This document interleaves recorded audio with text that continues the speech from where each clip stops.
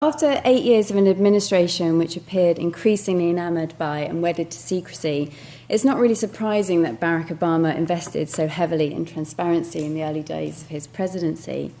He pledged that his administration would be, quote, the most open and transparent in history. But instead of reversing many of the secretive practices of the Bush administration, of which we all know, including the invocation of the state secret privilege, the practice of extraordinary rendition, the use of drone strikes, covert cyber weapons, and as we now know, the mining of worldwide communications data, metadata. Obama's transparency instead primarily involved the establishment of a web interface, data.gov, and the release of a directive to ensure government agencies would publish timely data and information on it. So the lasting transparency legacy of the Obama administration, then, is e-transparency, or data-driven transparency. And likewise here, in the wake of the MP's expenses scandal, the UK government implemented the transparency agenda in 2010, requiring all Whitehall departments to place important public data sets on its own web interface, data.gov.uk. Now, obviously, we've long understood the flow of information to play a crucial role in a functioning democracy, and equally, apparent crises of secrecy are often sutured by rhetoric and regimes of openness. But what's new here is the unprecedented quantity of raw data and the speed of its delivery, the action required by imagined, quote, data publics, that's from Evelyn Ruppert, to make sense of it, and the auditor, entrepreneurial, neoliberal subjectivity produced. So in my very small contribution to the concerns of this conference, I want to look at the correspondence between data-driven transparency and neoliberalism. And of course, you know, it shouldn't be enough to simply identify yet another example of a neoliberal formation or another dispositif through which this form of governmentality is practiced. You know, each example needs to be considered in order to discover something about neoliberalism's ability to mutate and adapt. And we do this in order to seek out systemic vulnerabilities and opportunities for intervention, you know, rather than surrender to its hegemony. So the secret of data-driven transparency's support in recent decades might not be so secret. You know, it's oft invoked because it is considered an easy technological fix to complex political and social problems. But what I want to ask is, what might this ascendant form of transparency include? Are there other forms of transparency that would be more resistant to neoliberal formations, more palatable to those of us on the left of liberalism, those of us that feel that good governance involves more than just revelation? So just to talk a little bit about the transparency movement, although obviously we can't yet claim to live in transparent times, we do live in an age of transparency advocacy. So it arises in a variety of contexts, so popular managerial literature such as The Naked Corporation, calling for open business practices, guidelines promoting corporate social responsibility, organisations like the International Monetary Fund and World Bank positioning transparency as a necessary condition for economic stability, and NGOs like Transparency International that consider transparency to be the main tool in their fight against corruption. And in the US, transparency advocacy is perhaps most noticeable in the form of civil lobbying groups. So significantly, these groups are increasingly focused on the central role they see for technology in their quest. So the Sunlight Foundation is typical of this position. They write that their aim is to make government more accountable and transparent through the use of cutting-edge technologies and ideas. Okay, I'm from a Department of American Studies, hence the US focus here. So I'm thinking particularly about Obama's administration. And what I think is that he was really influenced in some ways by this message of transparency advocacy. And he was obviously also, as I've said, keen to alter the political and moral tone in the US. And so Obama positioned himself against secrecy and for openness from the very beginning. Now, I don't think it'd be fair to say that all of Obama's transparency initiatives rely on this version of e-transparency that I'm talking about today, i.e. big data-driven transparency. So, for example, in 2010, there was the Reducing Overclassification Act, for example, and that reversed the wisdom of the preceding administration to restore the presumption against classification. So it's a slightly different form of open ideas about open government there. However, a significant amount of the work put in motion or requested by the administration does rely on ICTs to make large amounts of data available to citizens.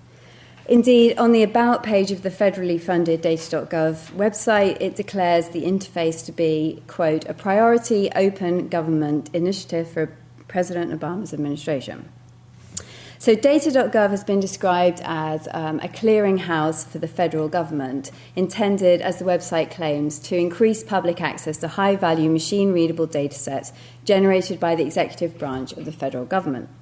And it contains over 300,000 raw and geospatial data sets, over 1,000 data tools, and involves 171 agencies and sub-agencies. So in that sense, data.gov seems to be a direct answer to the online lobbying group's vision for data-driven transparency in government. Now, obviously, the openness of all this data is obviously meaningless until it is witnessed. And it's this call upon us as data subjects or publics that I want to focus on for the rest of my time today. Now, there are a few existing notable critiques assessing transparency in terms of its ideological function. Jodie Dean's aside, and it's great that she's here because her work's been really central to lots of my different interests: secrecy, firstly, conspiracy, and transparency. But I'll just talk about a few others. There are a few notable critiques assessing transparency in terms of its ideological function. So Christina Garston and Monica Linda Montoya in 2008 made one of the most sustained interventions in recent years. But Adorno was perhaps the first to do so. So as Jaroninsky explains, for Adorno, society's crystal clear order offers a promise of insight that fails to deliver anything more than ready-made enlightenment, blocking out a more engaging vision of change that is still to come. So believing in the promises of transparency, false consciousness is more likely to be succeeded by false or ready-made enlightenment than critical enlightenment. For Garston and Montoya, transparency has to be thought through its complicity with a neoliberal ethos of governance that promotes individualism, entrepreneurship, voluntary forms of regulation, and formalized types of accountability. So in practice, transparency policies can facilitate the flow of free market capital by making global fiscal transactions easier. It's also the case that state forms of transparency might position citizens as individually culpable for the data that transparency exposes. At the same time, the reduction of the citizen to a data subject within a data set makes him or her subject to rationalization techniques inherent to audit culture. In fact, inventories legitimized through the project of transparency might make processes of rationalization that privilege the market over other markers of success more generally easier to implement. So such readings account for a general correspondence between transparency and a certain idea about neoliberal conditions. But what I want to look at is the specific subjectivity activated by transparency technologies. So through this, we can move beyond the observation that transparency has neoliberal characteristics towards an understanding of it as instrumental in modifying the democratic contract and producing subjects invested in the continuance of that contract. So in a move familiar to us, I think, e-transparency changes the rule of the game and the player's engagement and expectations. Or as Lazzarato puts it, quote, it ensures the conditions for power to exercise a hold over conduct. So the big data released by government requires new skills from citizens and a new kind of unelected mediator, actors who can analyze data and those that can create apps, data visualizations, and platforms to aid navigation and analysis. So this form of transparency creates, as I've said, what Evelyn Ruppert calls a data public, that is, an imagined public able to analyse and do things with data. That's her words. Thus, the burden of monitoring, regulating, and communicating the granular transactions of the state moves from the state itself to the responsibilized citizen. So in order to fully participate, we are asked to be auditors, analysts, translators, programmers. But there's something else going on here too, actually, because doing something with data is not just a pastime of committed netizens wishing to keep the state in check. Government posits data as a resource ripe for mining and commodification by entrepreneurs. So a report commissioned by the UK Cabinet Office, for example, explicitly states that one intention from this data release is to support the development of social entrepreneurs. And in the States, the remit of the Presidential Innovation Fellows is to, quote, unleash data from the vaults of the government as fuel for innovation. So with this aim in mind, they've organised things like data paloozas, so gatherings of entrepreneurs, software developers and policymakers to discuss new ways of harnessing the energy of different data streams. So data streams on health, energy, education, global development and finance. So such data becomes the fuel for and content of applications intended to aid choices in the public and private sectors, such as choosing a school for one's child or assessing a surgeon's success rate. So in this guise, data becomes the basis of a new economy, the newly christened data economy. We shouldn't underestimate this economy, actually, because the production of civic interfaces is really big business. So, for example, McKinsey and Associates estimates the annual economic value of big open health data at about $350 billion annually. In the commodification of open government data, I think our vigilance is addressed in 3 stages. So first, our vigilance is called for, it's demanded even, if we are to be fully engaged political subjects. And then almost immediately, it is acknowledged as nearly impossible, as necessitating skills and free time most ordinary citizens don't possess, and is therefore outsourced to entrepreneurs. And we might want to think about that in terms of complexity that we were talking about this morning. And then, finally, our vigilance is transformed into consumption as we are asked to buy back the data that was first made available to us, for us, now in a digestible form. In order, so as one data.gov blog entry puts it, in order for us, to help citizens facing increasingly complex choices in today's marketplace. So this dual function of open data to answer the demands of democratic accountability and economic growth is one that places the more utopian claims of transparency advocacy on shaky ground, but moreover, it ensures that the rationality of the market extends to the nature of the democratic contract between representatives and represented. And we become reliant upon the market to close the circle of democratic representation and the accountability on which it's based. So therefore, the rationality of the market determines the dominant articulation of transparency in political life. Now, one starting point of thinking through the different demands upon data subjects is Deleuze's essay, Postscript on the Society's Control, which I'm sure you're all familiar with. And I think, obviously, it would be a mistake to read this essay as an account of distinct historical periods or as an account of the emergence of neoliberalism per se. Rather, Deleuze suggests a socio-institutional model that more accurately describes contemporary experience over Foucault's disciplinary societies. And obviously, this is a distinction that Foucault himself was aware of, and he sort of foreshadows that shift himself in the 10th lecture.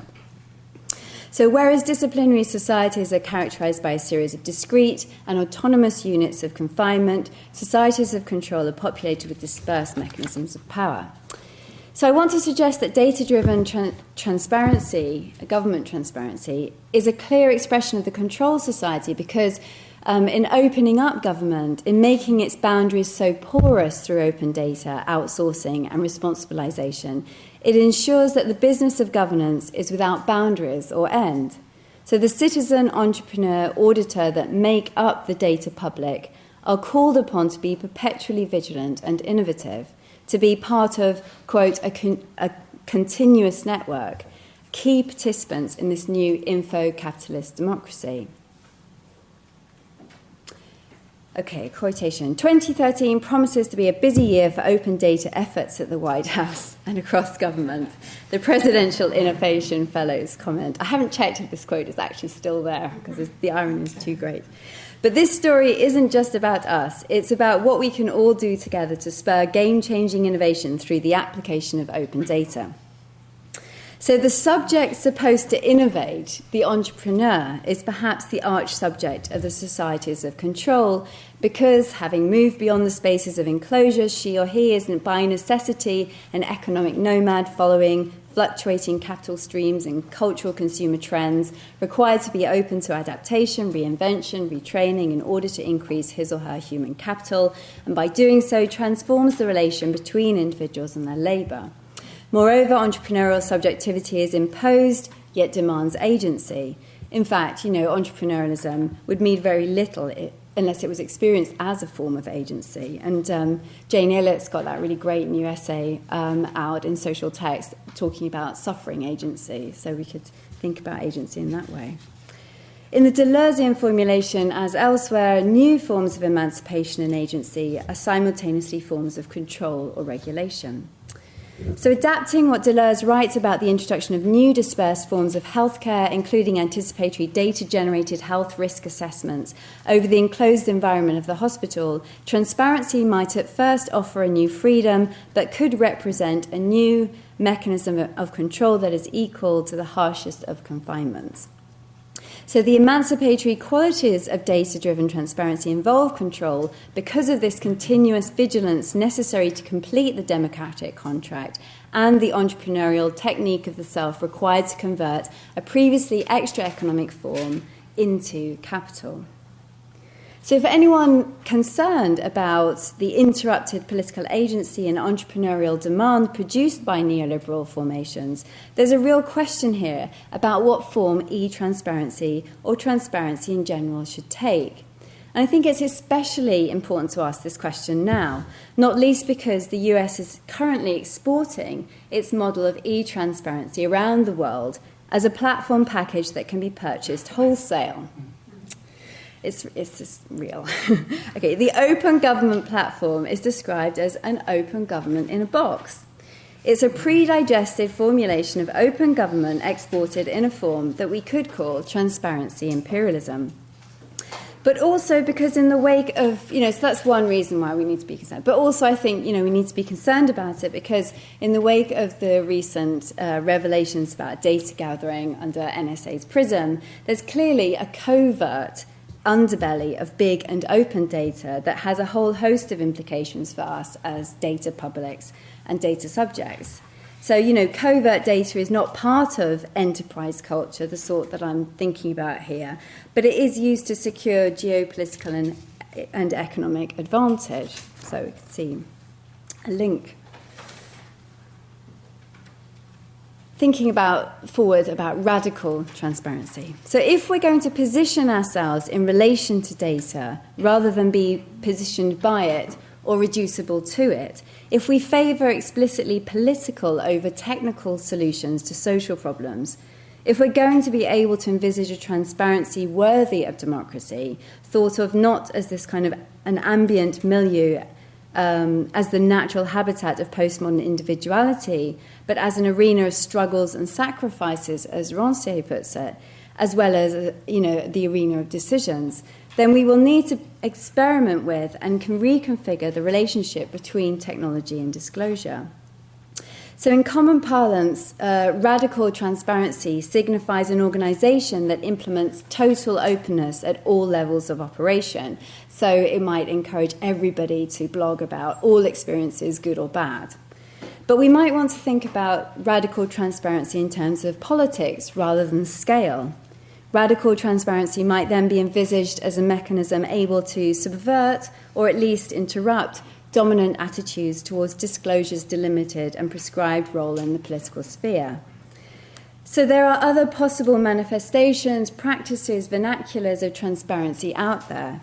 Radical transparency might then be a holding space for something yet to come, an unsettling perhaps of what it means to see through.